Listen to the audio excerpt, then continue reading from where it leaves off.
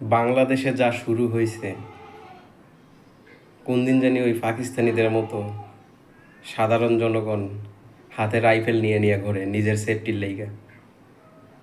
দেশটায় বিচার ব্যবস্থা অনেক অধঃপতন হয়েছে। আশা করি খুব দ্রুত বিচার ব্যবস্থাগুলো ঠিক করতে হবে এবং বিচার কার্যকর করতে হবে।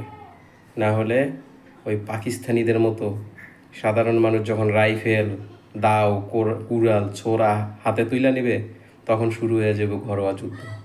অনেকেই হয়তো বা এটাই চাইতেছে, যাতে ঘরোয়া যুদ্ধ শুরু হয়ে দেশটা শেষ হয়ে যায়।